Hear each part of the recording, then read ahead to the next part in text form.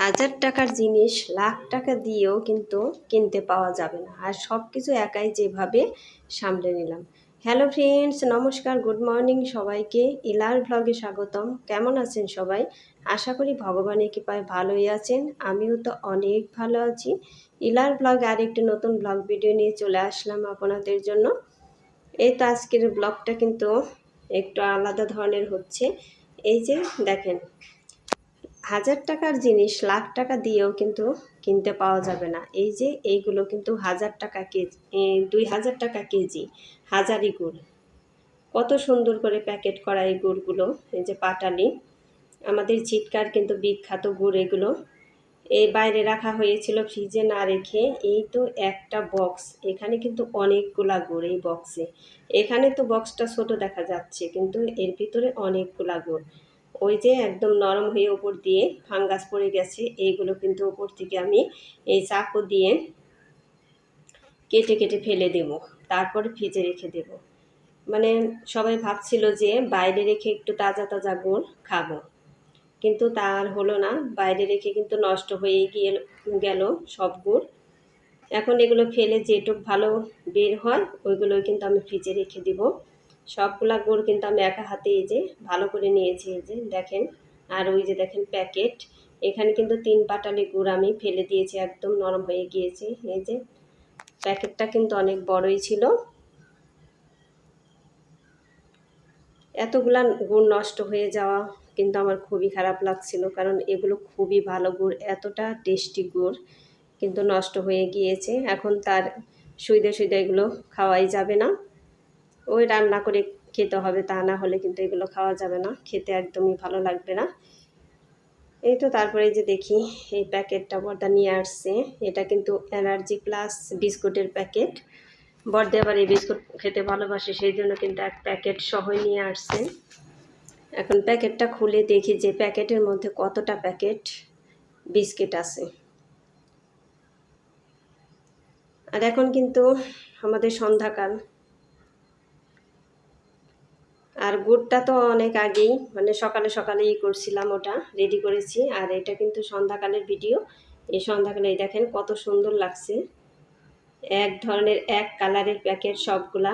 এখানে কিন্তু কয়টা প্যাকেট আছে, উপরে 12, 12 দুগুণে 24, 3, 12, 36টা মনে হয় প্যাকেট। এখানে 36টা প্যাকেট বিস্কিট আছে এখানে।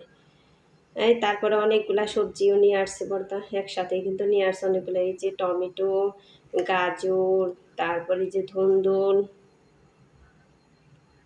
ওই যে ও কিন্তু সবগুলা নেওয়ার জন্যই করতেছে যে আমি ব্যাগে ভরে রাখবো। আমি কিন্তু না করতেছি না, এতগুলা নিলে সব বিস্কিট নষ্ট হয়ে যাবে আর ভেঙে যাবে। এই বিস্কুটগুলো একদমই হালকা বিস্কিট, একটু চাপ লাগলেই কিন্তু ভেঙে যায়, তাই ওর মাও কিন্তু না করতেছে। তারপরে ওই যে 2-3টা দিয়ে দিলাম। এখন এই প্যাকেট ধরেই কিন্তু ভিতরে রেখে দিব। এখন দেখি কি কি সবজি আরও এনেছে। এটার মধ্যে হলো আদা, ঢেঁড়স, মরিচ, অনেক কিছুই কিন্তু নিয়ে আসছেন বর্দা। এখনো সব কিছুই কিন্তু গুছিয়ে গাছিয়ে আমি ফ্রিজে ভরে রেখে দেব। আর বন্ধুরা, একটা লাইক দিয়ে আমার ভিডিওটি কন্টিনিউ করবেন। আপনাদের একটা লাইকে আমার ভিডিওটিকে এগিয়ে যেতে সাহায্য করবে। আর ভিডিওটি স্কিপ না করে পুরোটাই দেখবে, আশা করি ভগবানের কৃপায় অনেক ভালোই লাগবে। এই তো গুড মর্নিং সবাইকে। এখন কিন্তু সকাল পরের দিন। আমি ওই যে কচু বাটা, ওই বাটনাটা বেটে নিব আগে, তারপরে কিন্তু যে একদিকে রুটি ভেজে নিচ্ছি, তারপরে রান্নাও কিন্তু বসিয়ে দিয়েছি। যে কচুরলতি ভাপ দিয়ে নিলাম। এখন এই যে পাঙ্গাস মাছ রান্না করব। পাঙ্গাস মাছের পিসগুলো ছিল অনেক বড় বড়, তাই আমি কিন্তু একটু ছোট ছোট করে নিয়েছি, কারণ এত বড় বড় পিস খেতে আমার একদমই ভালো লাগে না ওগুলো খেতে, সেই জন্য কিন্তু আমি পিস ছোট করে নিয়েছি সবগুলোই। এখন এই যে রুটি ভাজাও কিন্তু আমার হয়ে গেছে ওদিকে। তারপরে এখন কিন্তু কচুরলতি রান্না করব, তার জন্য এই যে পেঁয়াজগুলো ভেজে নিচ্ছি। পেঁয়াজ, রসুন এগুলো কিন্তু আমি বাদামি বর্ণের করেই ভালো করে ভেজে নেব। আর এদিকে এতটাই আস্তে আস্তে আমি পাঙ্গাস মাছগুলো ভেজে নিচ্ছি, কারণ পাঙ্গাস মাছে কিন্তু তেলও কম দিয়েছি, তারপরে একটু কাঁচা তেল দিয়ে মাখিয়েও দিয়েছি, সেজন্য একদম লো ফ্লেমে জাল রেখে কিন্তু আমি ভেজে নিচ্ছি। কারণ দেখেন আমার চুলায় কিন্তু জাল একদমই দেখা যাচ্ছে না, বোঝাই যাচ্ছে না যে জাল জ্বলছে। সেই জন্য কিন্তু মাছগুলো ফোটার কোনো চান্সই নেই। আমার এই মাছগুলো ভাজতে অনেকটাই সময় লেগেছে, যেহেতু একদম আস্তে আস্তে লো ফ্লেমে রেখেই কিন্তু ভেজে নিয়েছি সেই জন্য। আর এই যে কচুরলতিগুলো দিয়ে দিলাম। কচুরলতির মধ্যে কিন্তু আমি কাঁঠালের বিচিও দিয়ে দিয়েছি। এইভাবে কচুরলতি খেতে কিন্তু দারুণ মজা লাগে। এই তো পাঙ্গাস মাছগুলো আমার ভাজা হয়ে গিয়েছে, এগুলো কিন্তু আমি উঠিয়ে নিচ্ছি। আর প্রচুর গরম, এতটাই গরম, গরমে শুধু ঘেমে যাচ্ছি। আর ওড়না দিয়ে কিন্তু আমার মুখটা মুছতে হচ্ছে, সেই জন্য কিন্তু এই ওড়নাটাই আরও কাছে রাখি, এতটাই নরম, এইটা দিয়ে মুছতে খুবই আরাম লাগে। এই তো আর বাকি যেগুলো আছিল ওগুলো কিন্তু আমি দিয়ে দিলাম মাছ। পরে দেখাবো যে কতটাই তেল উঠছে এই পাঙ্গাস মাছে। দিয়ে দিয়েছি একদমই অল্প, ওই যে দেখেন যে কত তেল উঠেছে এই মাছে। মাছগুলো মনে হয় ডুবে গিয়েছে এই তেলে। এই তো মাছগুলো কিন্তু আমার ভাজা হয়ে গিয়েছে। এখন এই যে এই তেলেই আমি পুঁটি মাছগুলো কিন্তু ভেজে নিচ্ছি। পুঁটি মাছ সবগুলাই কিন্তু দিয়ে দিলাম। পুঁটি মাছ অনেকগুলাই, তারপরেও আমি একসাথেই দিয়ে দিলাম, যেহেতু আমার কড়াইটা এখন একদমই কিন্তু তেলে একটু লেগে যাবে না, সেই জন্য কিন্তু সবগুলা মাছই আমি একসাথে দিয়ে দিলাম। আর তেলও আছে অনেকখানি, সেই জন্য। এই তো মাছগুলো কিন্তু আমার ভাজা হয়ে গিয়েছে, মাছগুলো উঠিয়ে নিলাম। পুঁটি মাছ ভাজার পরও কিন্তু আমার অনেকখানি তেলই থেকে যাবে কড়াইতে। এই তো এভাবে কিন্তু রান্না বান্না করি। এই তো মাছগুলো আমি ভালো করে ভেজে নিয়েছি, পুঁটি মাছগুলো। আর এই মাছগুলো রান্না হবে কচু আর হলো ধুন্দুল দিয়ে। ওই দেখেন অনেকগুলা মাছই কিন্তু এখানে পুঁটি মাছ। আর এই যে ভয়েস দেওয়ার সময় এতটাই ট্রেন গাড়ির আওয়াজ, বারে বারেই কিন্তু আমার শব্দটা কাটতে হয়। আর এই যে দিশা, ও কিন্তু মাঝে মধ্যে এসে আমাকে জড়িয়ে ধরে, আর আমার ছাড়া ওনাকে একদমই ভালো লাগে না, সেই জন্য মাঝে মধ্যে এসেই কিন্তু আমার কাছে এসে দাঁড়ায়, কী করতেছো, কী রান্না করতেছো, এরকম করে। আর এই যে শাশুড়ি মা এসেও বলতেছে যে রান্নাটা তো দেখতে খুব সুন্দর লাগতেছে, কালারটা।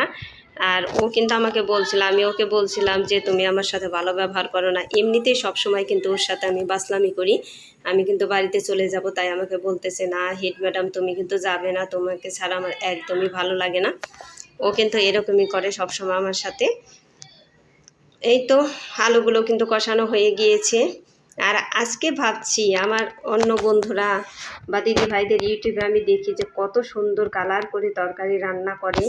আমার কিন্তু ওই রকম তরকারি খুব পছন্দ হয়, ওই কালারফুল তরকারি।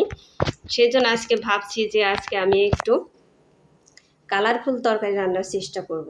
আমি কিন্তু শুকনা মরিচ বেটে নিয়েছি, শুকনা মরিচ, কাঁচামরিচ এগুলো কিন্তু বেটে নিয়েছি। তারপরে কিন্তু এর মধ্যে দিয়ে দিয়েছি, যে দেখবো যে আজকে কালারটা কি রকম হয়।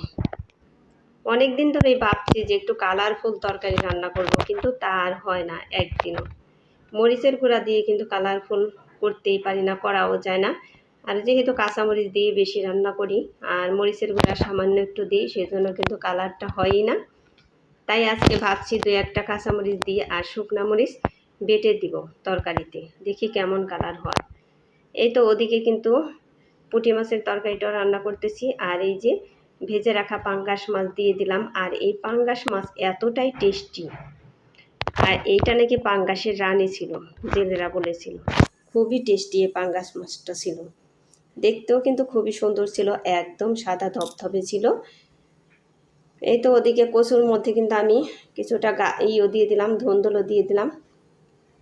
এভাবে কচুর তরকারি কিন্তু দারুণ হয়। এই পুঁটি মাছের তরকারিটাও কিন্তু দারুণ হয়েছিল আমার। সবগুলা তরকারি দারুণ হয়েছিল, সবগুলা রান্নায়। যেমন এই যে বাটনা বাটা দেখলেন, কচু ভর্তা, তারপরে কচুর লতি, পাঙ্গাস মাছের তরকারি, আর হলো পুঁটি মাছের তরকারি, সবগুলো রান্নায় কিন্তু দারুণ হয়েছিল।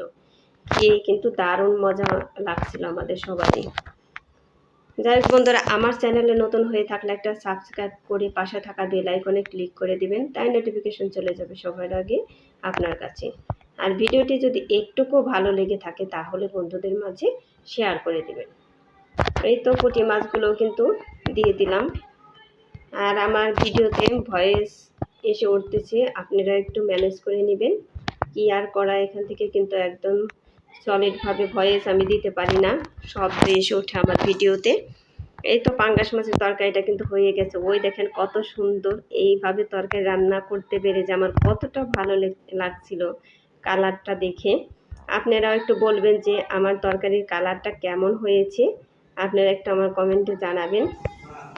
এই তো সস এটাও কিন্তু ঢেলে নিচে, এক থালায় আটবে না, সেই জন্য আরেকটা থালায় কিন্তু আমি ঢেলে নিব।